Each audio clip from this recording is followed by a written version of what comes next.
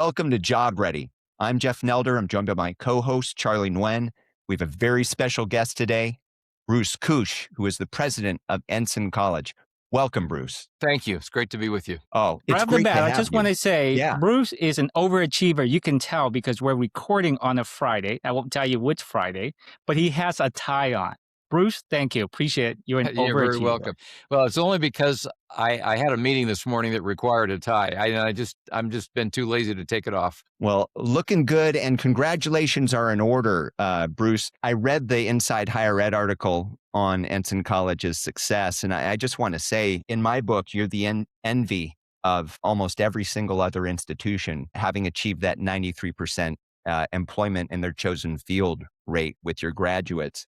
I just want to start off. How did you get there? So we've got some folks that work in our career services area that are they just get after it. And they've developed relationships with hundreds of employers. We have a regular employment fairs, career fairs, where they come, they meet our kids. And I think it's also because they're really prepared. We do a lot of work to get our kids prepared. About 4 years ago, we integrated career services with the academic unit. So it's not a silo. It's all integrated. And so career preparation is integral to our curriculum. And so everything our students do is focus on getting them ready to go into the workforce. Wow. And the 90 credit degree, which is something that's very unique in higher education. And I understand you've rolled it out across all your programs, right? We have. So the accreditors saw the value. And I'm sure other institutions would love to learn about how you got there. Like, what did the accreditors say at first, and what was it that finally put you over the finish line? Yeah, so the accreditor the Northwest Commission on Colleges and Universities, was at first cautiously optimistic. At the outset, what we got was approval to do a pilot, and for us that means we're just going to go ahead. I mean, we just went ahead and moved forward, knowing that at least certainly hoping and optimistic that we would get full accreditor approval, and we knew we would. But we just felt that for us, it was the right thing to do. And I think it is the right thing to do. And one of the things that's been really gratifying, in fact, just yesterday, there was a report, I think it was in the Washington Times, where the SACS has given approval for three-year degrees, 90 credit degrees, that will make them available for 750 institutions in 11 states. So to me, we've gone past, isn't that a nice little experiment that you guys are doing out in Salt Lake City, to this is now a nationwide thing. And it may not be adopted. I'm not suggesting it should be adopted by every institution, but for us, it was the right thing to do. And I think other institutions are seeing the merits of it. And there's now this groundswell of adoption across the country, and it's really fun to see. Hey, Bruce, on the topic of higher ed, and arguably we're at the crossroad. I think it's an understatement, kind of where things are in higher ed today. I want you to share with the audience just a little bit about your background, because with regard to University of Phoenix. Yeah, sure. If you can kind of talk through where you get your undergraduate degree from, and what was it like then? Yeah, so it's 1981. I'm working in the high-tech industry in Silicon Valley. I'm right in the middle of that. And I had not yet finished a bachelor's degree, and I knew that I needed to do that. So I start looking around, and I see this program from some organization I'd never heard of called the University of Phoenix. So think about, for those that remember 1981, there may not be many of your listeners that remember 1981, but 1981 is like pre-personal computer age, right? So the University of Phoenix, we met and we had a cohort. We met every Thursday night in a conference room at a Sperry Univac building in Santa Clara, California. And, we had this great group. We'd meet for dinner every Thursday afternoon before class, and we'd talk about homework, and we'd talk about what we were doing, and talk about careers. They gave us, we did a portfolio of credit for prior learning. And, I was pretty close to graduating, but the University of Phoenix helped me get get over the finish line. And so I'll always be grateful. I was an early adopter of the University of Phoenix program, and for me, it was a great a great experience. We had great teachers, and we learned a lot, and I think it was really preparatory for So other we things. reason I brought that up is because I think University of Phoenix, hate it or love it, was way ahead of its time, and I really believe that higher education today owes its innovation to what University of Phoenix has started. Right, and we wouldn't be where we are today without University of Phoenix. With that, anyway, that's an unpaid plug for University of Phoenix in case anyone is wondering. But I feel like we are at the point in higher ed today where we need that shift again, right? We need that huge innovation again to tackle a number of issues, and chief among them is the job readiness of Absolutely. graduates. Yeah. I want to quote an article, a piece I read that you mentioned in the CIO magazine, in an interview there where you pointed out where the grads are not prepared for the workforce. But yet, most people in higher ed will give themselves a pat in the back, would be cheering Yes. on of a job well done. Yeah. So talk to us a little bit about where you think that gap is, and I would very much interested in hearing your view on what job readiness is from a higher ed point of view. Yeah. So, um, I mean, there's study after study after study where employers are surveyed and about the quality of graduates and the preparation of graduates. And so we've got higher education saying, "Oh, we're doing a good job," and the employer saying, "We're doing a good job." And we've got this. It's not. It's more than a gap. It's not even a chasm. I call it a Grand Canyon of preparation. And so, what's the cause? I think employers and higher ed have to talk. And if an institution isn't talking to employers, then they're missing an opportunity to create curriculum that is relevant to what the employers are looking for. Now, some will say, well, job preparation isn't the only reason that someone goes to college. And my response would be, according to who? Employers would say, and I think, families, parents, kids that are going to school are saying, a lot of them are saying, I'm going to college so I can prepare to get a better job. Now, I'm not saying that the other things that are part of college aren't enriching. I'm not saying that, but I believe that there is a different way that we should be preparing our graduates. And, one of the things I've written about is teachers should stop talking and let the learning begin. And I think sometimes, we have a tendency in higher ed to talk too much, and we confuse that with teaching and with learning. And, in anything that anyone has ever learned that involves the ability to do something, you have to do it to learn it. I can't go to a lecture and learn how to play the piano, or I can't go to a lecture and learn how to, I mean, just anything, create something. I have to do it. And so I think that but employers in higher ed have to start talking. And one of the ways that we do that is that we have what we call program advisory boards. And so we meet with professionals once or twice a year for every program that we offer.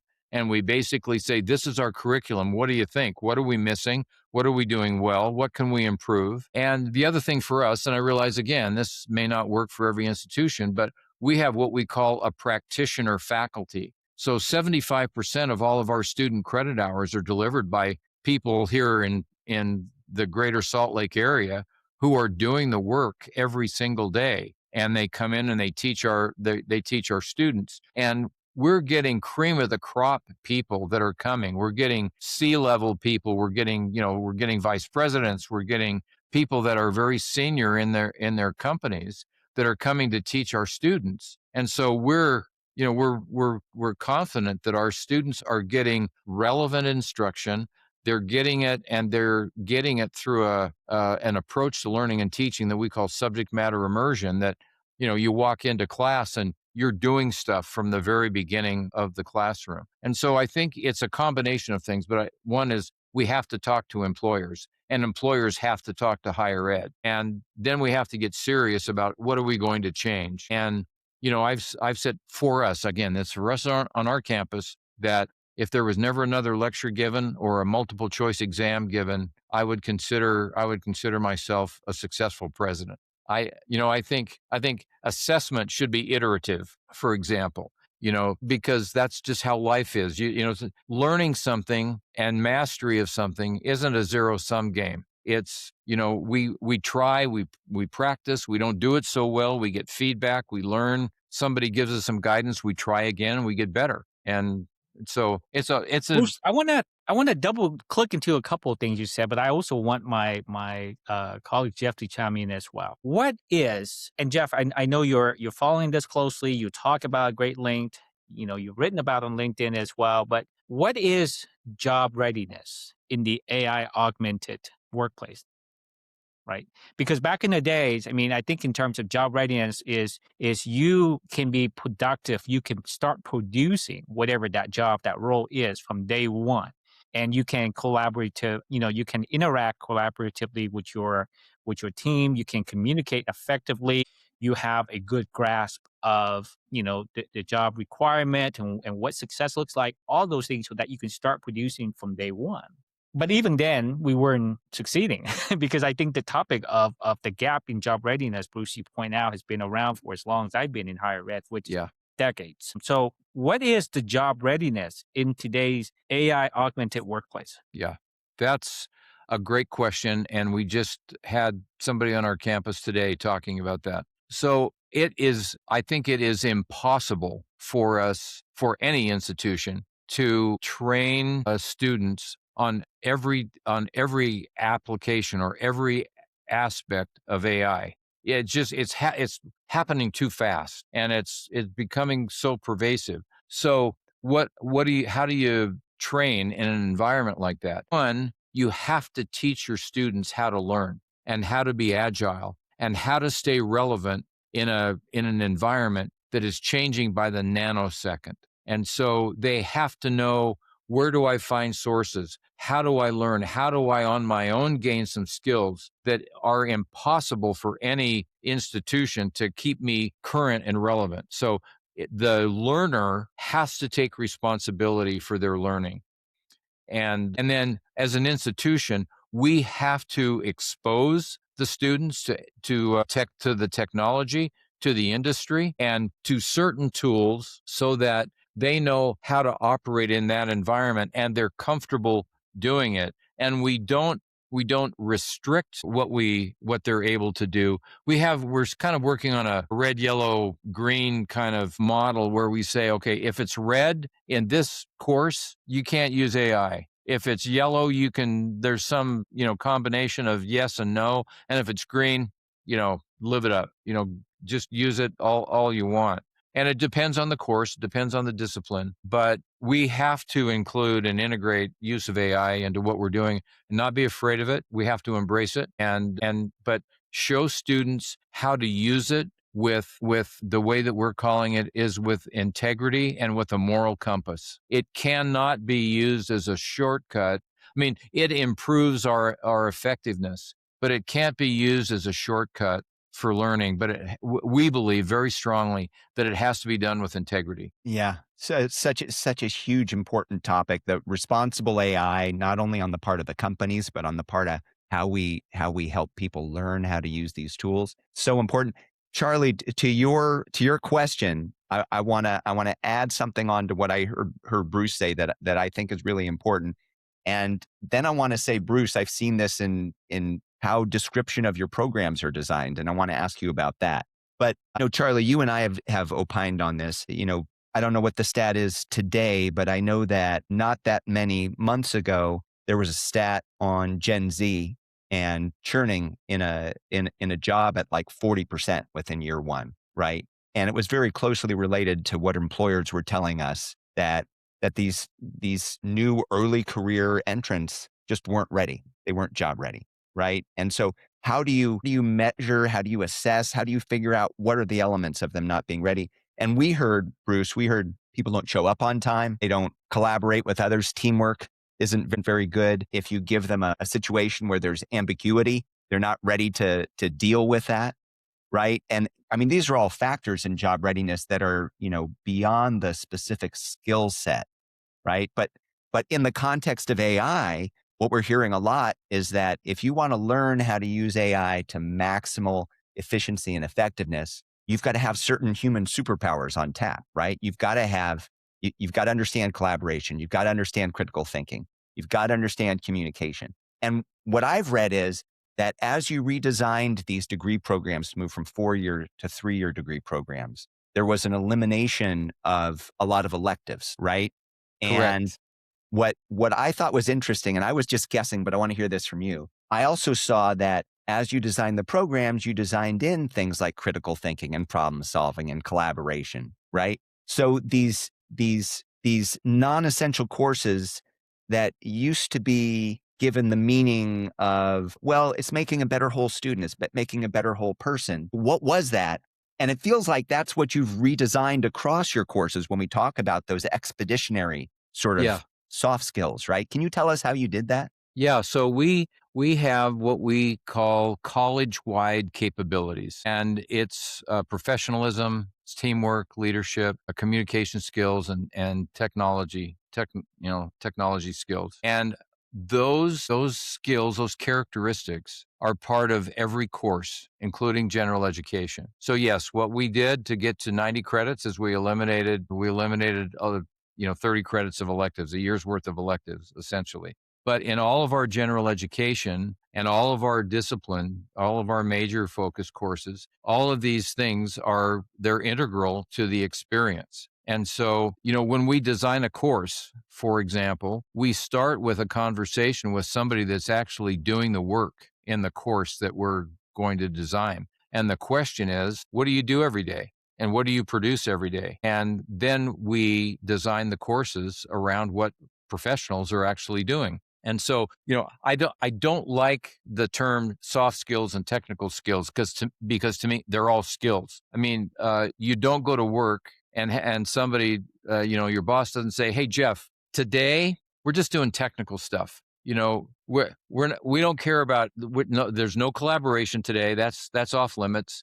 We're not going to communicate, and don't show any leadership because that's prohibited today. Tomorrow I work. mean, it doesn't work that way. So it's just all part of one great whole. And that's how we create our courses. And so if you think about 90 credits that involve our general education is also it's got a skills-based focus to it. So 90 credits of general education and that includes about 40 credits of general education and 50 or so credits in the discipline. My feeling is if we can't prepare students to go into the workplace with 90 credits of academic experience, that includes an internship and that includes hands-on stuff, then shame on us because that's a lot of credits for a student to absorb. And if they come out of that and they're not Huge ready debt for too, work, by the way. and so if they come out of that and they're not ready, then somehow we've failed as an institution. Bruce, I want you to check me on this because, I've spent this, I've shared with you probably almost now approaching 3 decades. And I know I started when I was 7 years old, Yeah. in higher ed. And especially as of late, a lot of people I've heard and the feed I've seen on LinkedIn talk about, oh, AI, we have to make sure that they're not using it to cheat, this and that. And to me, I feel like that's a wrong conversation to have in general about AI in the academic or in a learning environment, right? Because, Jeff, you mentioned critical thinking because I think I say it in a very blunt way to my daughter, and please don't be offended. And if you are, tough, I don't care. But the bottom, it's kind of like that. Ignorant people will use AI in an ignorant way. Smart people will use AI in a smart. So, for example, right? I mean, if instead of spending hours and hours of doing research and trying to decipher between different links, you can get AI to do a lot of that grunt work for you. That allows you to speed up the knowledge absorption rate, allows you to have a much broader perspective, right? And not to take it at face value here, but simply is an accelerator, it's a force multiplier, if you will, in that aspect. So I feel like from a preparing future workforce in an AI augmented place, there's got to be more of that being encouraged and being talked about. and being implemented as opposed to worrying about students using AI to cheat. Because from my point of view, cheating has always been around. I mean, Sure. students, for as long as I'm Yeah. aware of, always I'm found creative ways to cheat, right? But yeah. that's like a half empty thing. So for me, the AI utilization, I love to hear more higher ed, and I just don't hear enough. I've heard there's one camp that said we're going to integrate AI in all of our courses by the end of the year. Whatever another talk about, we are encouraging AI, but I haven't heard a whole lot about how do we teach our kids, whether soft or hard or durable, whatever the term you want to say, to integrate AI to make them a lot more productive Yeah. in whatever they're doing. So I was asked to lead a committee for our system, our educational system that we're part of. We're part of the same educational system as all the BYU schools, to create a document that focused on AI use in a teaching environment. And we wrote, as a committee, we wrote a document that I'm pretty happy with, that we're now distributing throughout our system, that is a principle-based document on here are the principles of responsible AI use, like Jeff talked about. So think about the furor when calculators became pervasive. Oh my gosh, people are going to be cheating using a calculator. I mean, what about, what about personal computers and Excel and Lotus and and all those things were coming out. They're tools of Exactly. productivity. So our use of AI is focused on principles, on responsible principles. And frankly, leaders in our church that are part of the educational system have given us some guidance on responsible use of AI. And so we follow that guidance along with things that we're learning on our own. And we can't pretend that it doesn't exist. But again, we can't use it as shortcuts. But I'll give you an example of something that I did. It's not a big thing, but next Friday, week from today, I'm going to be at the high school that I graduated from in Southern California, speaking at a career fair. Now, I've given some talks to kids that are in high school, but it's not been like the one I'm going to give next week, and it's really not a talk. I'm going to try to make it somewhat interactive. But I used a tool and said, I've got to speak to high school students about careers. Can you give me some ideas of what I should be thinking about to make it interesting to these students? And I got, I got some helpful hints. I didn't use them all. I'm not going to use them all. And I put a lot of my own work into this, but it started the thought process. And so I don't feel like I cheated by asking AI to help me with some ideas that would be appealing to a group of kids, a group that I spend a lot of time with kids in college, but I don't spend a whole lot of time with kids in high school. And that was very helpful to me. Absolutely. To me, that's not cheating. That's just being smart. Because in the past, if you have an assistant, you would say, "Hey, dear assistant, I'm Yeah. going to be speaking at the, I'm going to give a presentation next week to a bunch of high school kids. I Yeah. need to relate to them. Can you help me?" Yeah. Help Right. I me. mean, Yeah. so I love what you just mentioned, and I want to underline that. So AI as a tool, because we have to use it the same way that we incorporate Excel, incorporate calculator, incorporate Word, things like that to get more done, right? But I want to shift gear a little bit here, Bruce, and we've seen a significant decline in entry level jobs, very noticeable. I mean, Hmm. I read somewhere earlier today that is about 25% decline since 2024 in terms of entry level position postings. Now, do you think that if we can use AI to improve job readiness, that we can reverse that trend, that declining trend, or is that the wrong conversation to have in Yeah. general? No, Charlie, that's a really valid question. And I'm not sure that we've figured out, all the answers to that. But here's what I wonder.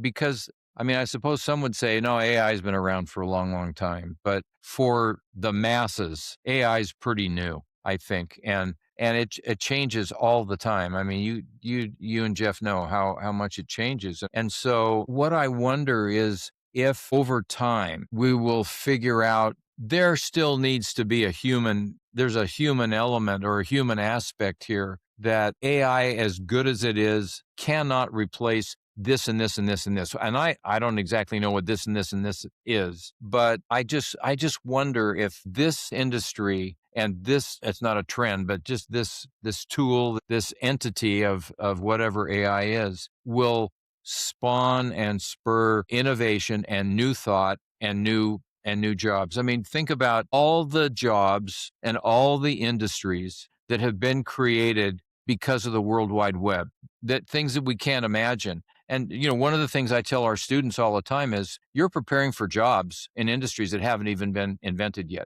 So what's going to be the next thing that comes along that may create jobs that we can't even we can't even imagine? So is it a fundamental change? Yes, there are certainly things that are changing, but I also think that as much as things change, it spurs opportunities for other people to create things that we don't know are coming yet.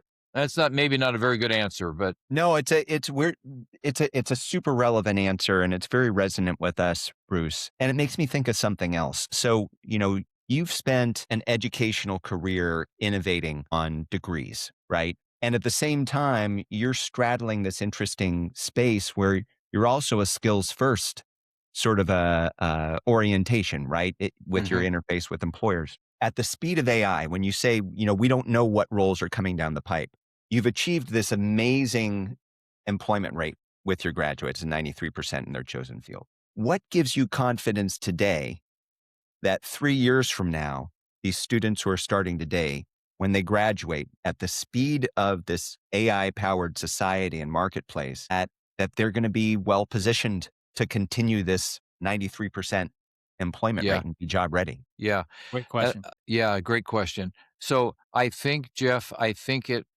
key to this will be our connection with employers and our connection to professionals, because we're going to hear from employers, this is what we need from your graduates, and we're going to produce that. And those that are the professionals are going to say, this is what I do every day. So these are the skills that that your students better have. And that's I mean, to me, that's the best thing that we can do, is to be responsive to the people that are going to be hiring our graduates. And we listen very carefully to people that are in the field saying, this is what they need to know because this is what I do every day. And so you have advisory boards that are active, and that I mean your listening skills as an organization, as an institution, whether it's the administration or the academics, Hmm. are very important there, right? On the other side, you have who's teaching your students. Well, you have these practitioners who are getting the information from real world, from application, right? Is that how we should think about like maintaining the relevance for these students? Is like that active influx of information? Is it, I know it's very difficult to change things on the fly, but there are nuanced changes that instructors can provide on, here's where the rubber meets the road. How do you guys look at that? Yeah, so we can course correct, and we pride ourselves on being flexible, and we talk about flexibility and being nimble and all that sort of thing. And I have described us to our board as, those of us here at Ensign College are we consider ourselves a scrappy lot of and we roll up our sleeves and get things done pretty quickly. And it's one of the things that's valued by our board and valued by the a sister institution in terms of the curriculum that we provide, because we can do things really quickly. And and I part of it is that we have people that have been entrepreneurial and that have run companies, and they know that there are times that we have to move really fast. And I attribute my bias towards moving fast to my Silicon Valley experience. You guys know, it's like, what have you done for me in the last 5 nanoseconds kind of thing, And there's something coming along, and you've got to be willing and able to pivot when you need to. And so that's a characteristic, that's a core competency of Ensign College and what we do. And if we don't, and I talked before about the gap between employers and higher education. And if we're not talking, how can an institution possibly know how to prepare graduates if they're not talking to the people that are going to consume their graduates? But Bruce, I want to push back with you on that in a friendly way, because I think if you talk to any higher ed institution today and you say, do you talk to employers, to industry, right? I don't think I don't think most people would raise their hand and say, we're not. I mean, it would be the opposite. A lot of them would say, yeah, we're talking to employees, we're talking to, industry, but yet the job readiness or lack of continue to be the major pain point for all Mm, of us. And now yeah.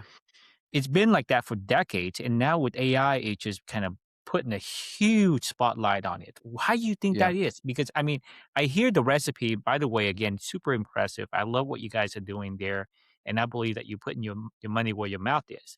But why are we not seeing more job readiness across the landscape? Yeah, Charlie, I don't know, and I agree. I'm sure that many institutions are talking to employers. The question I would have is, are they listening and are they acting on what they're hearing? A good friend of mine talked about an experience a number of years ago when he was running an MBA program at a major university in another part of the United States. And they were in close proximity to some major employers that were interested in these MBA students. And he was offering this friend of mine that was the professor was offering his MBA students as sort of, free labor consultants to these companies. And on one occasion, they invited a pretty senior person from one of these prospective employers who came to talk to their faculty, 100 professors. And the employer said,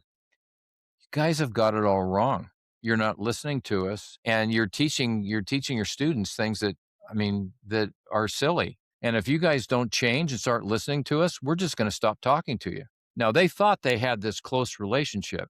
Now, that's a sample size of one, but I'm just simple-minded enough that to me, the logic says, and I suppose this comes from a long time of trying to being involved with in a B2B environment, to say, I want to hear what those that I'm trying to serve want, and I want to try to produce what the people that I'm trying to serve are looking for. And if I listen and I respond, then my chances of success increase. And if they say things and I don't listen and I don't somehow adopt and adapt and respond, then I'm going to fall short.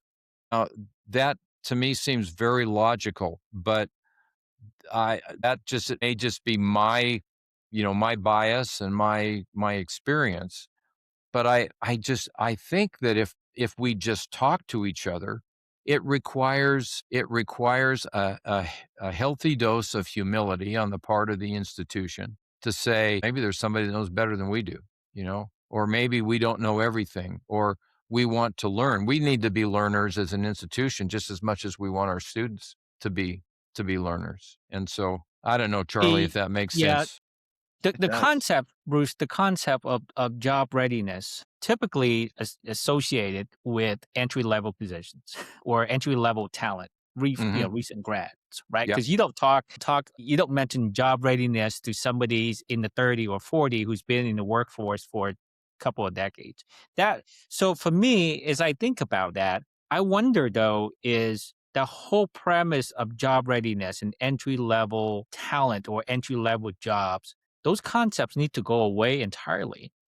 And what we need to focus on is more AI fluent talent. And the reason why I'm suggesting it that way, because obviously, I mean, I mentioned 29% decline in entry level job postings, and we've seen a lot of very challenging stats out there in the marketplace. I mean, Atlassian yesterday laid off what, 10% of workforce. Block last 2 weeks ago, 40% of workforce. So you're seeing more and more acceleration of job reduction as the result of AI, because the press release, the CEO of those companies came out and said they've gained so much more in automations and all this sure, stuff, right? sure. So it's no longer just the entry level talent or recent grads that are being impacted, is across the board. And so now companies are saying, look, I don't care if you are 20 years old or 40 years old, new in the workplace or not, this is the job that I want done.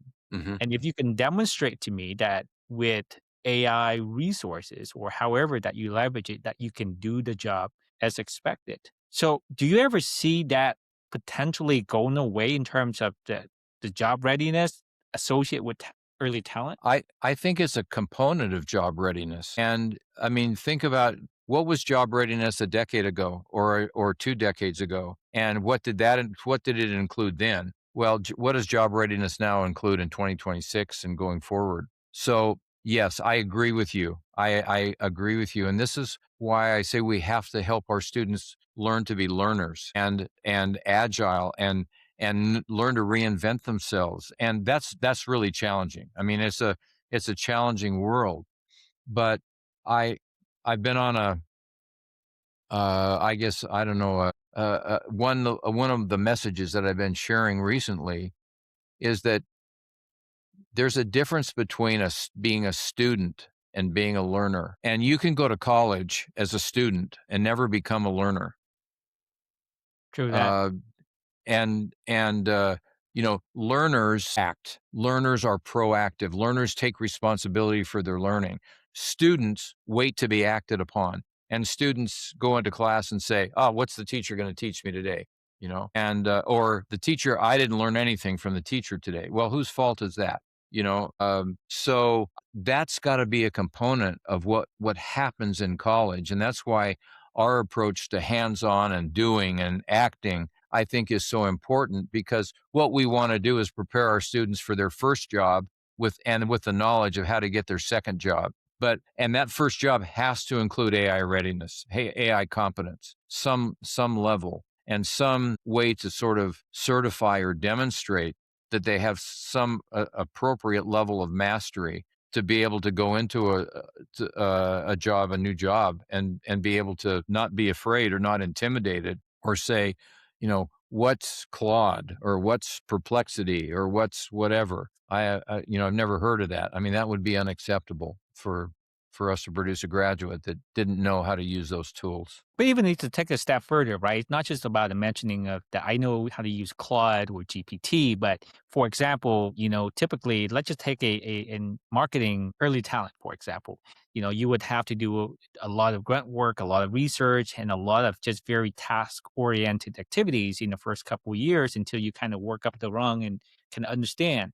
But now I gotta believe that you can have a marketing graduate able to walk up to the hiring managers and say, look, your product is A, and you want to grow the consumptions or adoption to X, and I can do, within a number of days, I can help you achieve that. And here's what I'm going to do in terms of setting up automation to form a Hmm. brand, to solidify the positioning in the marketplace and to push.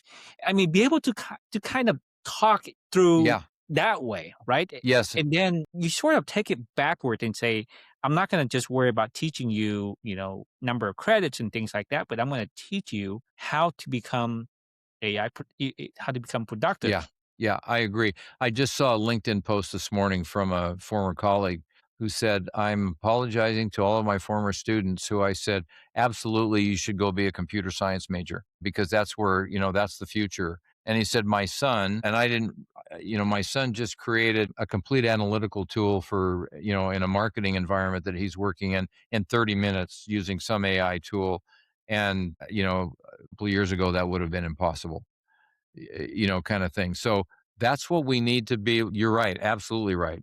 In that environment, they need to know that they can go in and where to find the tools and how to get it done, and because that's what the expectation is going to be. That's the minimum. That's the minimum expectation. But let's won't you give us your we don't have to name names here, Bruce, but from 1 to 10, if you have to give a grade or score to higher ed today in terms of readiness to deliver on that promise, right? AI competent, AI fluent graduate that can get a clear outcome done. From 1 to 10, where would you I'd assess say our it's industry? probably sub 5 right now. Now, in some places, it's probably, an 8 or a 9, depending upon how, innovative and proactive they have been. But overall, as a grade, I would think it's sub 5 because I think there's still a lot of trying to figure out what's the right way to do this because it's moving so fast. And because it's, AI, when you say, well, what is AI? Well, I'm trying to describe that. I mean, and all the tools and all the things that are going on, it can be overwhelming to say, where do I start? So an institution's got to start somewhere. And if they start somewhere based on certain principles of what they want their graduates to be able to do, and it's almost independent of the specific tools, but they have to know generally how do I go about figuring out what I should use and how I should use it and what I should be producing. I mean, so think about the critical thinking skills that are now so vital with this. So even though, AI can produce a lot of stuff, you've got to be able to figure out before you make the request, what is it that I want and how do I describe it? And is it going to give me what I'm looking for? And will it be accurate when I get it? And then iterate it, right? And right. It won't be a first time thing. It's a iterative kind of thing. But I think Bruce's point is here that I'm taking away from this is a very good one, Charlie. And it's a counterpoint to, I think, leading with you've got to have these AI skills and be ready to get this done from day one. It's just kind of a simple first principle. I was reading about how AI is hitting engineers right now, right? So engineers, I mean, we've all heard the term AI slop, right? So engineers at startups have the opportunity to write the code base from scratch, right? They're not going to mess anything else up when they use their AI tools and write the code base. And in that situation, someone right out of school who can get the job done, it doesn't really matter whether they are early career or mid-career or late career. They're able to use the tools to generate it. But if you join a mature company where they might have a billion lines of code, every change that you make, even if it's good in that instance for that particular function, could mess something up somewhere else. Like there could For be sure. an unexpected field that's passed and wow, all of a sudden everybody in Thailand, could not get access to Amazon, Sure. right? That Yeah. could happen. And so I think there's an interesting point here that delineates the difference between early career and later career. Like you're using these tools, you have the experience to take a look at what the AI is giving back to you and make sure it's not breaking something somewhere else. In the marketing example, right? Maybe you come out of school and you can create an automated email program and maybe, it gets a whole bunch of clicks at first, but is it going to be good for the brand after a certain amount of time if all it is clickbait? There are these factors that you learn when you're going through a degree program and that you learn by doing in the workplace. And I wonder if that's something, in your own work with responsible AI and kind of guidelines for how to use it. And I think most especially, Bruce, for maintaining that learning appetite, Hmm. understanding that it never stops. Bruce, you're a learner, right? I mean, I would think your teachers are learners and that's how they're bringing things back from the front lines, right? So Yeah. and I think I know the answer, but I want to hear you articulate it because you're the expert with the results on this. How do you think about, I guess, the humility that it takes to come out of school and start learning about, or identifying how much you don't know in order to prevent the AI slop situation? Yeah. So building character, Jeff, is something that, we have to try and do. And some institutions may say, well, that's not our job. We don't do that. But I think that building character is a vital thing. We feel a responsibility to help build character. Our mission statement revolves around developing people that are capable and trusted. So to be capable, it means you know things, you can do things. To be trusted is about who you are as a person and the character. And are you a person of integrity? And can you be trusted? And someone many years ago said it was more important to be trusted than loved. And so, we want to produce graduates that are both. I mean, we want them to be really good, but we also want them to be trusted and trustworthy. I think that's so key, Bruce. I mean, what you just said right there can be translated across a number of different topics. But I think, AI can really help magnify whatever it is that you have or don't have, right? I mean, if you use a tool to do research, if you don't have the capacity to challenge it, to quality, you check it, to tweak it, then it's going to magnify your mediocrity, right? In terms of Yes, like, it will. whatever the result that you then turn to whoever else and you look what I've done. Well, that was kind of crappy. But if Yeah, if you're yeah. if you're a learner and you operate with trust and integrity and reputation on the line and you check it and you check it again and you ask questions, AI can then really a major force multiplier Yeah. for you in Uh, that aspect. So I think what you said there is so key, Bruce. I'm dying to ask one more question on this. And Jeff and I have done a lot of work over the last couple of years highlighting the challenges facing Gen Z, right? In terms of, you're seeing upward of 50%, depends on who you're looking at in terms of underemployment rate. You're seeing in the double digit right now in terms of unemployment rate for recent grads. And it's they're facing what I consider to be a catch 22, where a lot of them are being asked to have experience, years of experience, but they can't get years of experience if they're not given an opportunity to do the job. mhm. And so what you have is right now you have the issues of a lot of graduates are coming out unemployed, very disenfranchised with what's going on today because they're very in deep in a lot of debt, Yeah. can't get jobs.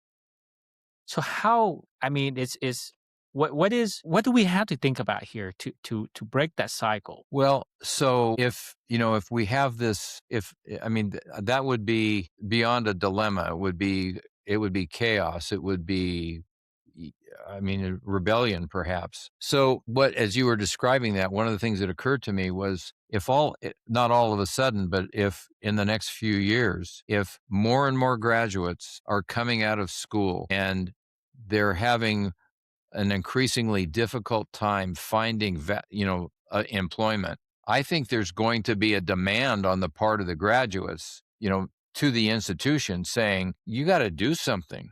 I think people are going to, I was going to say rise up in rebellion. That's maybe too extreme, but I think people are going to say, I'm not being prepared. I mean, something's got to change. And I don't know if maybe there's enough of a hue and cry by parents, and even stronger than it is today, and they're going to almost demand that institutions have to change somehow. Now again, I don't know that that's certainly not an easy thing to do and an easy thing for an institution to pivot, but I think people are going to they're going to be very vocal about expectations. And if an institution is going to stay viable, they're going to have to they're going to have to respond to that. And I'm not saying it's easy, and I'm not saying that it's certainly not an easy solution. And what it takes to pivot an institution, I mean, that's a really hard thing to do. I mean, we're relatively small, and next month I celebrate my 9th anniversary as the president. And if somebody were to say, "Okay, Bruce, when did you have things like kind of right where you wanted them?" I'd say sometime in year 8. So we've tried to be innovative, and there's a lot of things that have happened along the way, but the cumulative effect of all that, it's taken longer than I thought it would when I became the president in 2017. So, I hope that higher education and I also want to be careful not to say higher education is like this one thing, because higher education for us is not what it is at an R1 institution, for example. We don't do research here. So some listening to this may say, "Look, Jeff and Charlie, I don't know why you had that guy on your show. He doesn't know what he's talking about." Well, I mean, for us, I know They better not. what for us has made sense, but for another institution, far be it for me to say what they should be doing. I know what's worked for us, and I know what's been important for us. I even wonder with this book thing that I've been working on, should there be a faculty that's just focused on research and a faculty that's focused on teaching? And the teachers learn from the researchers, and the researchers learn from the teachers. And, maybe, in the classical model of what a faculty is, they may say, well, you can't just have a faculty that does research only.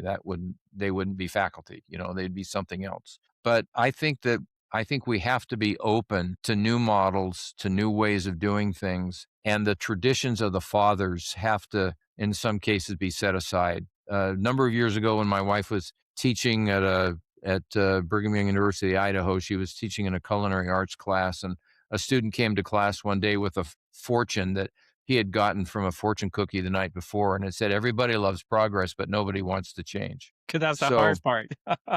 nobody wants to change. Nobody wants to change. It's not particularly fun, and it may mean that your status quo isn't your status quo anymore, and everybody gets comfortable. And so I don't want to suggest that it's easy, But if we're to continue to do our work in a responsible way, I think we have to be open and willing to change. You're absolutely right, Bruce. I mean, when we say higher ed, obviously we're using a very broad stroke, right? Broad term to describe, and every institution is different. That's true. But the job readiness challenge or lack of is pretty consistent across. I Yes, mean, sir. and I won't name name, but my daughter goes to an R1 institution. And, at 50,000, $55,000 a year in terms of tuition, that's going to be over $200,000 in student debt 3 or 4 years from now. And she's not unique. Tens of millions of kids in America are facing the same thing. And if they can't get a job and a couple $100,000 in debt, again, these are not private institutions. This is public R1, Hmm. right? Yeah, sure. That's gonna be very challenging. With that being said, I don't wanna end on such a challenging note, but it's the reality of kind of where things are today, but it's also an amazing opportunity for us because we have an opportunity to think things differently. The same way University of Phoenix did 40, 50 years ago that really Yeah. changed the trajectory of the higher ed landscape. I think we do have that same opportunity today, and it's thanks to leaders like you that leading the way, that's thinking through what really matters, not so much on the semantic, but what really matters: job outcomes, relevancy, productivity, trust, integrity. So, Bruce, thanks so much for joining us on today Job Ready's podcast. My pleasure. My pleasure. It's been a great experience. And a great experience for us as well, Bruce. And I always measure everything by how much the effectiveness of an institution by learning about their innovation and the results and seeing how much comfort it gives me about my own kids. And I got to tell you, Bruce, super grateful for the work that you're doing. It's really has been the privilege of a lifetime. It really has been. Thanks, Bruce. Thanks so much.